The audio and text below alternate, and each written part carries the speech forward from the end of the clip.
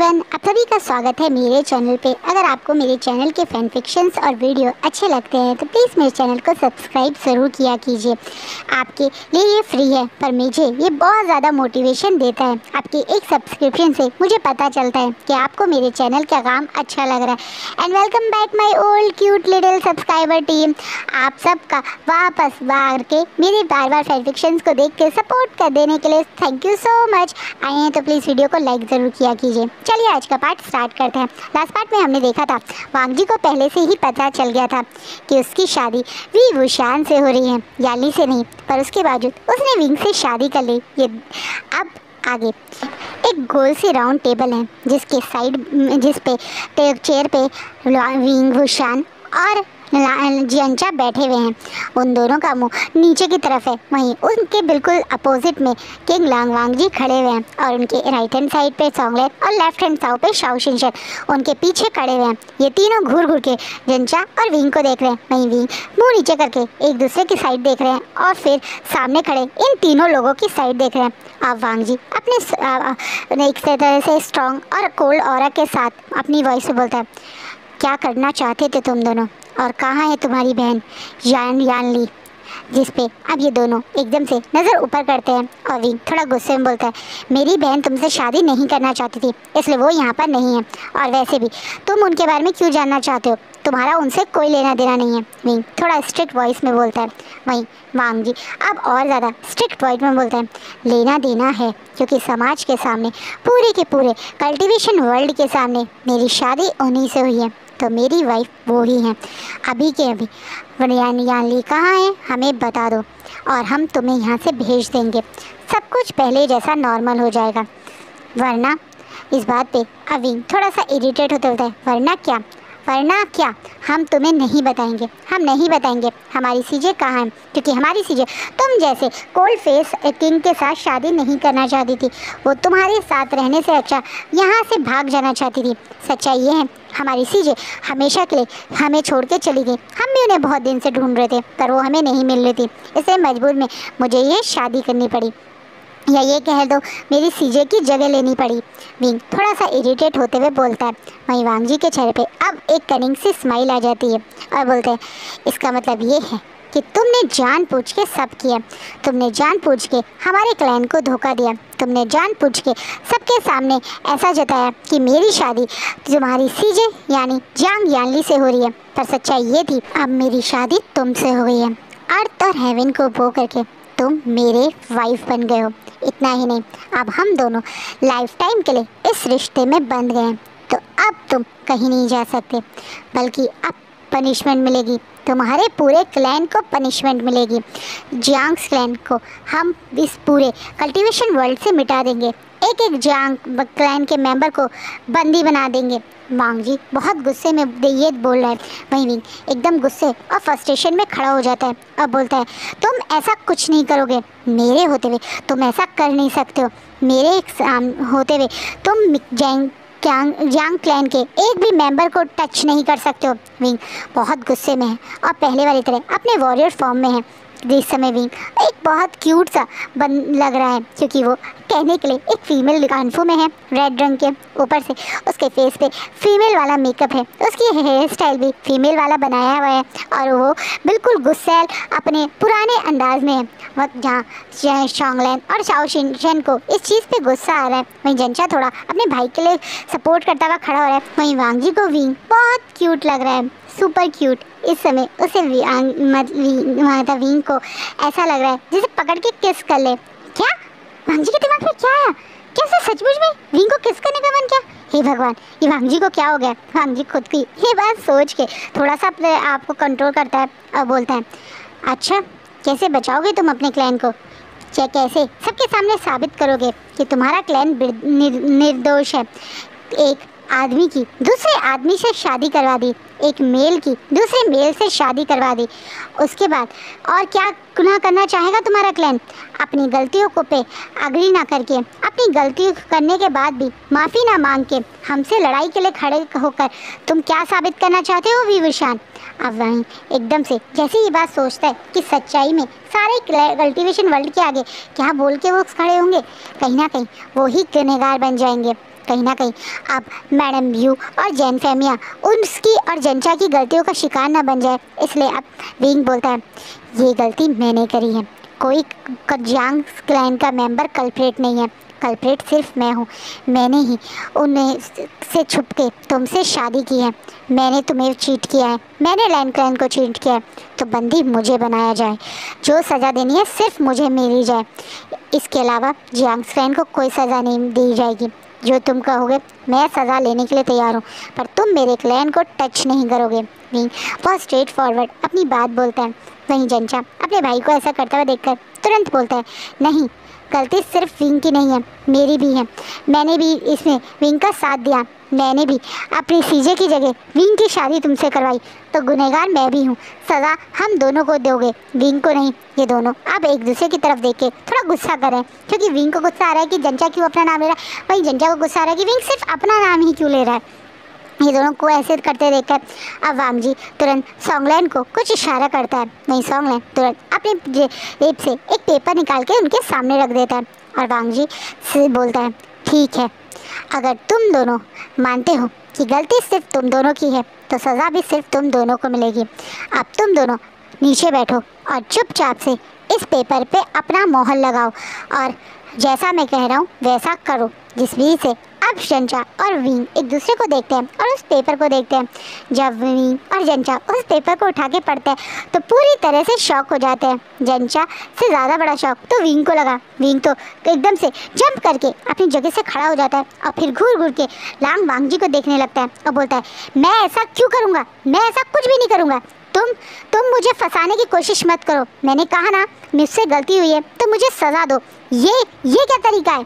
इस बात पे अब वांग जी अपनी आंखों में गुस्सा भरे हुए विंग की तरफ देखता है और बोलता है यही है तुम्हारी सज़ा, तुमने कहा ना तुम्हें सज़ा दो तो तुम्हारी सज़ा यही है, अब तुम्हें जियांग यानली बन के ही मेरे साथ यहाँ रहना पड़ेगा। इसी तरह से कल से तुम फीमेल हानफू पहन के मेरे साथ घूमोगे। इतना ही नहीं, यहाँ किसी को भी पता नहीं होना चाहिए कि तुम एक मेल हो।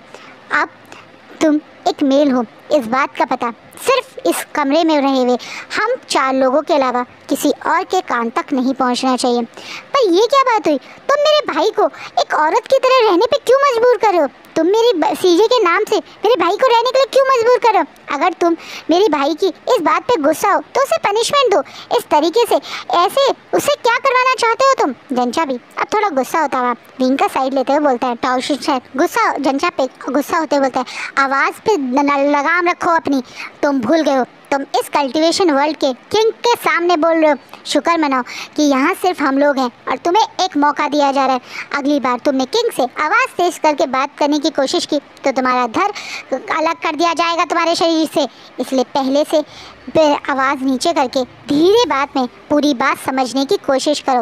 अब सॉन्गलैन जिसने ये पेपर बनाया है वो अपनी बात बोलते हुए बोलता है तुम दोनों समझ नहीं रहे हो, एक तरीके से किंग तुम दोनों की ही मदद कर रहे हैं। हमने तुम्हारे बारे में पहले ही पता कर लिया था, शादी के समारोह में किंग ने मुझे बताया, तुम्हारे बारे में सब पता करने के लिए बोल दिया था और मैं समझ चुका था कि तुम दोनों कुछ प्लानिंग से ही यहाँ आ रहे हो।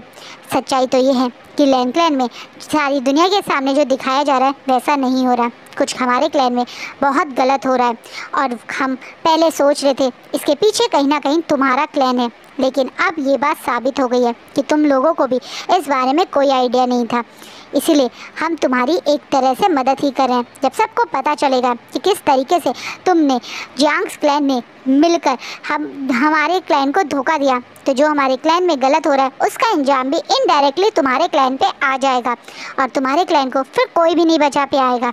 ऐसा क्या हो रहा है लैन क्लैन में।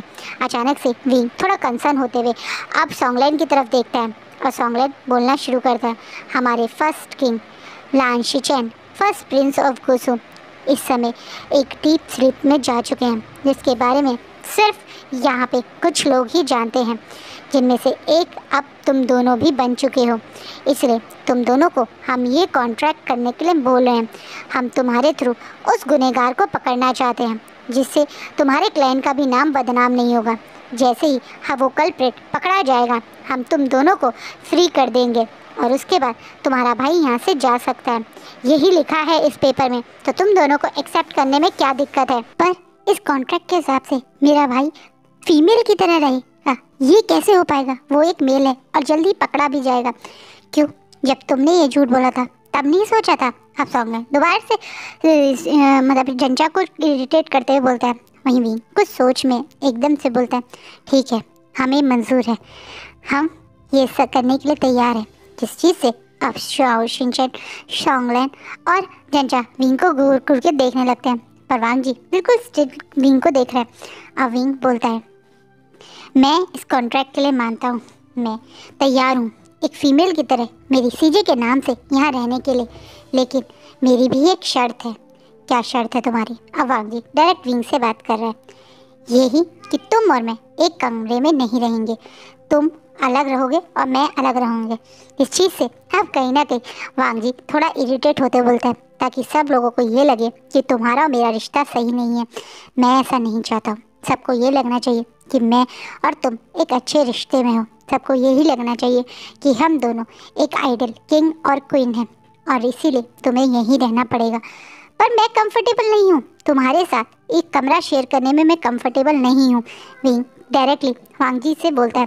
वहीं वांग जी सबको इशारा करके जाने के लिए बोलता है, साथ में उस पेपर को ले जाने के लिए भी बोलता है, क्योंकि विंग और जंचा अब इस चीज़ के लिए मान गए। तो इस पेपर पे बस एक इन दोनों का अंगूठा लगना ही रह गया, वरना अग्री तो ये हो ही गया। इस टाइम पे लोगों के शब्द ही बहुत बड़ा कमिटमेंट होते थे। अगर विंग ने हाँ कर दी है तो इसका मतलब वो मान ही गया है। टोंगलेन और शाओ शिनचैन अपने किंग की बात सुन के वहाँ से चले गए। वहीं वो जबरदस्ती जंचा को भी लेके अपने साथ जा रहे हैं। वहीं जंचा जाना तो नहीं चाहता, लेकिन वो अभी कुछ कर नहीं सकता है, क्योंकि कहीं ना कहीं ये बात सच है। अगर इनके पहले किंग, यानी ये कह दीजिए इस समय जो किंग बन सकते थे, लान शिचैन को कुछ हुआ है तो जियांग्स का नाम सबसे पहले आएगा, क्योंकि जिन क्लैन तो बर्बाद हो चुका है और जियांग्स और जिन मिलकर ही लैन क्लैन के अगेंस्ट थे। तो अगर कुछ लैन क्लैन के साथ गलत हुआ है तो नाम तो उनके ऊपर आएगा ही, इसलिए वो चुप है। वहीं इन दोनों के जाते अब वांग जी बिल्कुल विंग के फेस टू फेस खड़ा है और बड़ अपनी कमेंट मतलब एक तरह स्ट्रॉन्ग और थोड़ा कोल्ड वॉइस में ही विंग से बोलता है, तुम मेरे लीगली, लॉफुली और सबके सामने एक्सेप्ट हुए हुए वाइफ हो, तो तुम मेरे रूम के अलावा और कहाँ रहना चाहते हो विवेशान? क्या तुम अब मेरी ब्रदर की जहाँ सारी कॉन्क्यूपाइंस रहते हैं वहाँ रहना चाहते हो, ताकि तुम उन लड़कियों के साथ कुछ गलत कर सको? तुम मेरे बारे में ये सोचते हो? तुम्हें लगता है मैं गर्ल्स के साथ कुछ गलत करूँगा? इतना मैं तुम्हारे कैरेक्टर के बारे में समझा हूँ। तुम कल्टीवेशन वर्ल्ड के सबसे बड़े प्ले बॉय हो, सबसे ज़्यादा लड़कियों के साथ फ्लर्ट करने में तुम्हारा नाम सबसे ऊपर रहता है, तो तुम्हें मैं क्यों अपने ब्रदर की कॉन्क्यूपाइंस के साथ रहने के लिए बोलूँगा? तुम यहीं रहोगे मेरी नज़रों के सामने, ताकि तुम कोई बड़ी गड़बड़ ना कर सको। और हाँ, तुम्हारी वो 2 मेट्स जो तुम्हारे साथ आई हैं वो ही तुम्हारे आसपास रहा करेंगी जब मैं जिनशी में नहीं हूँगा। ये महल ही अब तुम्हारा नया घर है। ठीक है, रहूँगा मैं जिनशी में, पर इस कमरे में मैं नहीं रहूँगा, तुम ही रहो इस बेडरूम में, मैं दूसरे रूम में जा रहा हूँ। और ये बोल के विंग आगे की तरफ बढ़ता ही है, तब वांग जी उसका हाथ पकड़ के उसे ज़ोर से अपनी साइड खींचता है, जिससे विंग थोड़ा डिसबैलेंस होकर सीधा वांग जी की बाहों में ही आ जाता है। अब वांग जी विंग को ऐसे पकड़ा हुआ है और वहीं विंग पूरी तरह से शॉक है इस पोजीशन को देखकर। क्या एक मेल और मेल इस पोजीशन में अच्छे लग रहे हैं? विंग वांग जी की बाहों में घूर घूर के वांग जी को देख रहा है।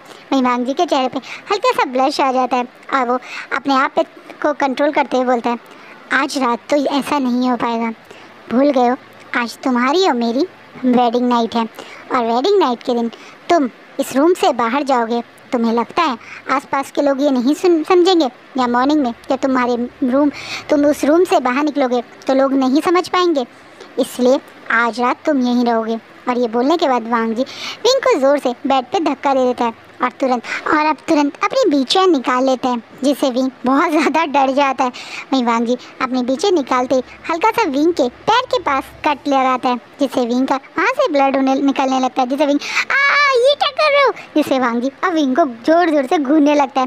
क्या ये बंदा वही है जो एक टाइम पे पूरे वॉर को लीड करता था? जिन क्लैन का वो इतना फेमस सेनापति था, इतने से कट पे इतनी जोर जोर से आवाज़ें क्यों निकाल रहा है जी? अब विंग के इस शोर मचाने को शांत करने के लिए उसके माउथ पे साइलेंसिंग स्पेल लगा देता है और चुपचाप सब कपड़े बदलने चला जाता है। वहीं विंग करता रह जाता है। वांग जी आके अब सो जाता है और विंग गुस्सा ही करता रह जाता है।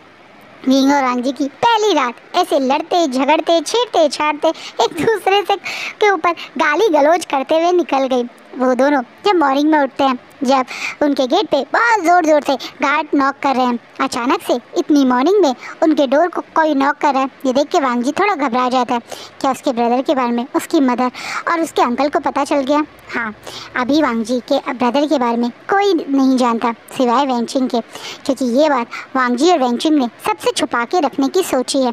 कहीं ना कहीं वांग जी और वेंचिंग पता करना चाहते हैं कि लैन क्लैन वो कौन है जो उन लोगों के साथ विश्वासघात कर रहा है। कहीं ना कहीं वेंचिंग ने ये भी वांग जी को बता दिया कि ये जहर या पॉइजन बिल्कुल वैसा ही है जैसा एक टाइम पे उसके फादर को दिया गया था, क्योंकि उसके फादर को जिस तरह के सिम्टम्स आए थे सेम वही शिचैन को आए हैं, जिससे शिचैन की हालत देख के कहीं ना कहीं वांग जी और वेंचिंग बहुत रोए और अपसेट भी हुए थे। लेकिन वो जानते हैं कि इसका एंटीडोज अभी किसी के पास नहीं है और जिस इंसान के पास है उसे पकड़ना चाहिए, वरना उस चीज़ का कहीं कोई गलत इस्तेमाल ना कर ले। उस एंटीडोज के बदले लैन क्लैन की ये किंग की पोजीशन वो ना ले ले। एक ऐसा इंसान जो किसी को मारने से पहले एक बार नहीं सोचता, वो कभी भी एक आइडल किंग नहीं बन सकता। उसके हाथ में प्रजा को देना एक तरीके से प्रजा के लिए एक बहुत गलत होगा। एक ऐसी प्रजा जिसने लैन क्लैन के लिए अपनी लाइफ के 10 साल बीता दिए, कितने सारे लोग मरे थे, अब जाके वॉर ख़त्म हुआ था और वॉर के एंड में भी अगर एक गलत इंसान को ही किंग बनाना था तो इस वॉर का इन 10 साल की मेहनत का क्या फ़ायदा। इसलिए ये दोनों ने ये डिसाइड किया कि ये किसी को पता नहीं करने देंगे, उस इंसान को सामने आने का मौका देंगे, क्योंकि वो जानते हैं कि जो हर्ब्स अभी उनके पास है उससे उनके फादर की तरह उसके मतलब उसके ब्रदर यानी शिचैन को काफ़ी टाइम तक ज़िंदा रख सकते हैं। तब तक वो एंटीडोज भी ढूंढ सकते हैं और असली कल्प्रेट को भी ढूंढ सकते हैं। लेकिन एक बार सबको पता चल गया कि किंग को किसी ने जहर दिया है या कुछ ऐसा हुआ है, तो फिर उस चीज़ का कुछ और ही असर हो जाएगा। ये सब प्लानिंग वेंचिंग और वहाँ विंग ने बहुत सोच समझ के करी गई थी और इसी प्लानिंग के अकॉर्डिंग अभी तक शिचैन के बारे में किसी को नहीं पता। सबको यही पता है कि शिचैन उस कोल्ड केव सेक्लूजन में है, लेकिन वो असलियत में वेंचिंग के महल में वेंचिंग के साथ है, जिसे वेंचिंग ने सबसे छुपा के वहाँ उनका इलाज कर रही है। वेंचिंग शिचैन के साथ ही रहना चाहती थी, इसलिए वांग जी भी वेंचिंग के पे पूरा भरोसा करके वेंचिंग को ही शिचैन की रिस्पॉन्सिबिलिटी दे देता है। ये दोनों के अलावा और कोई जानता नहीं है। लेकिन अचानक से इतनी मॉर्निंग में उनके डोर पे इतनी जोर से नॉक सुन के कहीं ना कहीं वांग जी घबरा जाता है। पर जैसे ही वो डोर खोलता है तो सामने सचमुच में वेंचिंग को देख के और ज़्यादा नर्वस हो जाता है। वेंचिंग इशारे में वांग जी से बाहर आने के लिए बोलती है। वहीं जो भर नींद में था, जिसे कुछ नहीं पता कि क्या हो रहा है, वो दिन नोटिस भी नहीं करता कि कब वांग जी उसके बेड से चला गया है।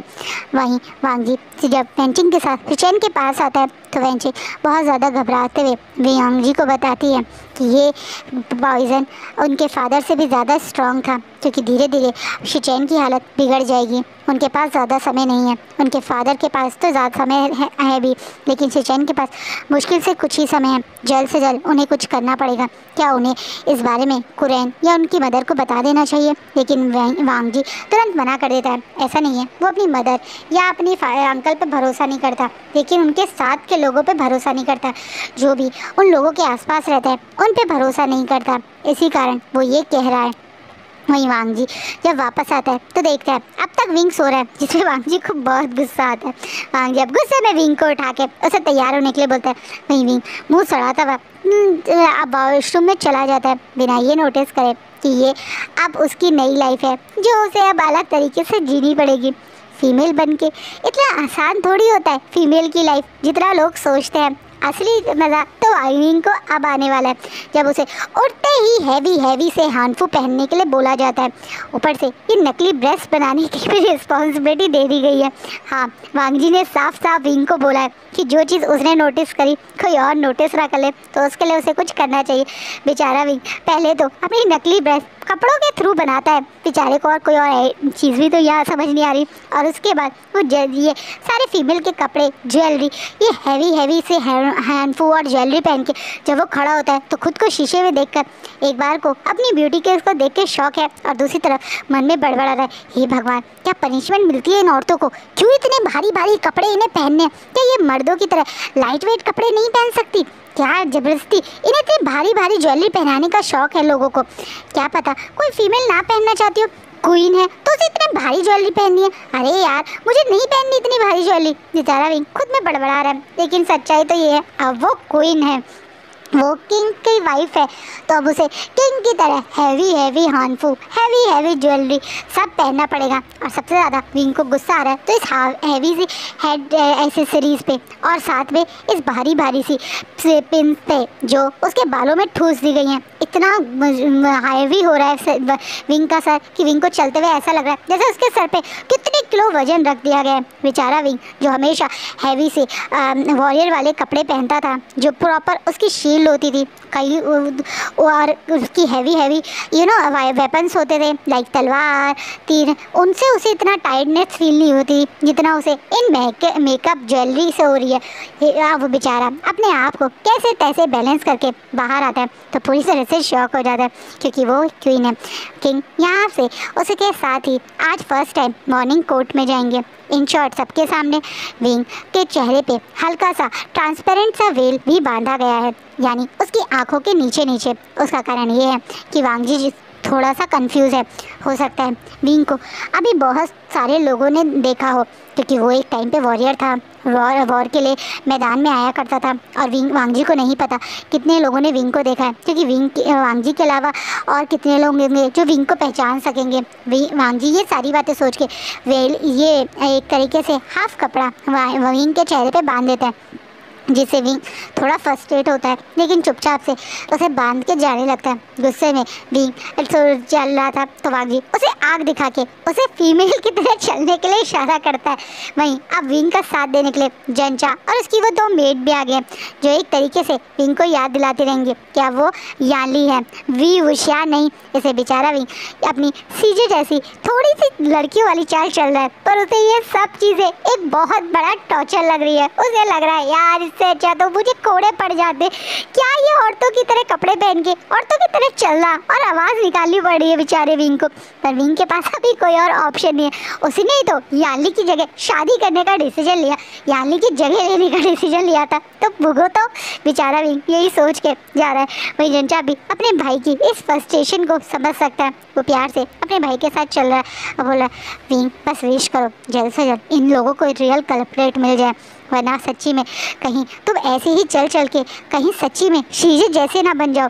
तुम कहना क्या चाहते हो, यही कि कहीं तुम कट स्लेव ना बन जाओ तो क्या बुराई है? अगर मैं कट स्लेव बन गया तो क्या तुम सचमुच में कंफर्टेबल हो कट स्लेव बनने में?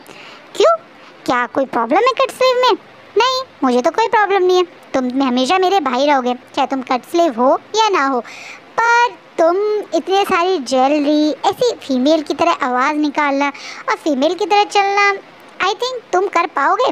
बेचारा जंचा थोड़ा विंग से कंसर्न करते हुए पूछता है। वही विंग, सच कहूँ मुझे कट स्लेव बनने में प्रॉब्लम नहीं, लेकिन मैं जैसा हूँ मुझे वैसे रहना चाहिए। मैं भी वुशान बन के यहाँ आना चाहता था। अगर सच्ची में मेरी और लांग वांगजी की शादी हो भी गई है तो मैं वांगजी के साथ वी विशान बनके ही इसमें एक तरह से महल में या इस मॉर्निंग कोर्ट में जाना चाहता था। इस तरह से सीजे की आइडेंटिटी से मैं यहाँ नहीं रहना चाहता। विंग कहीं ना कहीं जो बात बोल रहा है जंचा उसका मतलब समझ रहा है, मान गया विंग ने ये वांगजी के साथ गलत किया, शायद उससे शादी कर ली, लेकिन हाँ वो वांगजी से शादी सिर्फ अपनी सीजे को बचाने के लिए कर रहा था। लेकिन जब उसे पता चला कि वांगजी उन लोगों में से जो सिर्फ एक बार शादी करते हैं और अगर वो अब वांगजी के साथ बंध गए हैं तो वो विशान बन के ही वांगजी का साथ देना चाह रहा था। हाँ, एक समय था जब वो दोनों बहुत बुरी तरह से लड़ रहे थे, एक समय था जब वो दोनों एक दूसरे के दुश्मन थे। लेकिन हाँ, अगर विंग ने किसी इंसान का साथ कुछ गलत किया है या ये कह दिया धोखे से उससे शादी करी है तो विंग उस शादी को निभाने के लिए भी तैयार है। ऐसा नहीं है विंग अपनी रिस्पॉन्सिबिलिटी से भागना चाहता है। अगर वांगजी उसका सच जानने के बाद उसे अपने साथ रख रहा है तो वांगजी विंग उसके साथ रहने के लिए तैयार भी है। बस यानली जैसा बन के रहना थोड़ा विंग के लिए टफ हो रहा है, इसलिए विंग थोड़ा सा इरिटेट हो रहा है कि वो ऐसे फीमेल की तरह बिहेव कर रहा है। कोई आपको फोर्सफुली अगर कहे कि आप ऐसे किसी और की आइडेंटिटी कैरी करो तो थोड़ा सा एक सफोकेशन तो आप भी फील करोगे, जो शायद अब इस समय हमारे वी वुशान कर रहे हैं। लेकिन अब इन सारी बातों को साइड में रख के वो इस हॉल के अंदर एंट्री कर रहा है। वांग जी के साथ में लांगवांग जी सबसे आगे चल रहे हैं, जिनके साथ उनके दोनों रॉयल गार्ड सोंगलेन और शाओ शिनचैन हैं। पीछे कुछ और गार्ड्स हैं और उनके पीछे पीछे जैन यानली आ रही हैं। यानली जिनका आधा फेस कवर है, लोगों की नज़रें अपने ऊपर फील कर पा रहे हैं। वह हमारे विभूषण महसूस कर रहा है ये लोग उसे उसकी ब्यूटी या उसकी वजह से नहीं देख रहे, बल्कि नफ़रत भरी नज़रों से देख रहे हैं। क्या उसकी सीजे की सचमुच में शिचैन या वांग जी से शादी हो जाती तो क्या वो उनकी सीजे को भी इन नफ़रत भरी नज़रों को ऐसे ही झेलना पड़ता? क्योंकि इस समय हर कोई विंग को ये बहुत बुरी और गुस्से भरी नज़रों से देख रहा है। सबसे पहले जो विंग को झटका लगता है वो यही लगता है कि विंग को वांग जी के बिल्कुल साइड में क्वीन की जगह ना बैठा के बल्कि लैन फॉरेन के साइड में बैठाया जाता है, यानी मैडम लैन के साइड में। और मैडम लैन विंग को जब से वो बैठा है उसे घूर घूर के देख रही हैं, जैसे वो विंग को अपनी आंखों से ही खा देना चाहती हैं। वहीं विंग मैडम लैन की इस गुस्से को थोड़ा इग्नोर करके शांति से ही बैठा था जब किंग लांगवांग जी बोलना शुरू करते हैं। किंग लांगवांग जी बोलते हैं कि अब से वो ही इस नए कल्टीवेशन वर्ल्ड के किंग हैं। उन्होंने किंग बनते ही सबसे पहला काम जो किया वो शादी ही करी है, लेकिन अब वो ऑफिशियली सबके बीच में किंग की रिस्पॉन्सिबिलिटी लेने के लिए तैयार हैं। कुछ लैंड सीनियर्स उनके पास आके उनके फोरहेड रिबन को चेंज करके उनके एक एम्ब्रॉयडर्ड सा थोड़ा जिसका आगे सिल्वर का कुछ और एक तरह से जेड का कुछ काम हो रहा है, उस टाइप का एक स्पेशल टाइप का फोरहेड रिबन उनके माथे पे बांध दिया जाता है। यहाँ तक कि उनकी सिंपल सी हेड एसेसरीज को भी चेंज करके एक ऊंचा सा मुकुट टाइप का पहन दिया जाता है। और उसके बाद सबके बीच में द ग्रेट हंगवांजुन द किंग हंगवांजुन के जोर जोर से एक तरह से लोग नाम चैंट करने लगते हैं, जिसे देखकर विंग भी काफ़ी शौक है। वांग जी के इस दमदार पर्सनैलिटी जिस तरीके से लैन क्लैन में उसको लोग इतनी हैप्पीली एक्सेप्ट करें, ये देख के विंग शौक है। एक किंग रातों रात बदल गया, उसके बावजूद लैन क्लैन के लोग खुश हैं, ऐसा क्यों? विंग के दिमाग के इस क्वेश्चन को थोड़ी देर बाद ही उसे आंसर मिल जाता है जब कुछ लोग अपनी प्रॉब्लम को लेकर वहाँ पहुँचते हैं। ये दूसरे क्लैन के लोग हैं जो शायद अपनी लैंड जो उन्हें मिली है वॉर के बाद उससे खुश नहीं है, जिसे वांग जी ने बहुत प्यार से और आराम से हैंडल किया। उसकी समझदारी से उसने इन दोनों लोगों को मना भी लिया और इक्वली इन दोनों का जो बीच में जो प्रॉब्लम थी उसे तुरंत सॉल्व भी कर दिया, जिसे देख के वांग जी पूरा शौक है। विंग अब मतलब एक तरीके से वांग जी के बारे में अब तक यही सोचता था कि वो कोल्ड फेस, ज़्यादा लोगों के इमोशंस ना समझने वाला एक अखड़ूसा वॉरियर है, लेकिन वो इतना ज़्यादा समझदार है, उसे इतने ज़्यादा राजनीति और इन सब की भी नॉलेज है। उसके साथ वो लोगों के इमोशंस भी समझ रहे हैं। लैंड से लोग सिर्फ ज़मीन के मतलब एक तरह से पैसे के लिए नहीं बल्कि इमोशनली भी कनेक्ट होते हैं। किसी के लिए उसकी ज़मीन उसकी मदर होती है जो उनकी फैमिली को ग्रो करने में हेल्प करती है, तो लोग उसे कितने ज़्यादा इमोशनली अटैच होते हैं। उस चीज़ को भी विंग फील कर रहा है और उस चीज़ को कैसे वांग जी ने हैंडल किया वो भी विंग देख रहा है।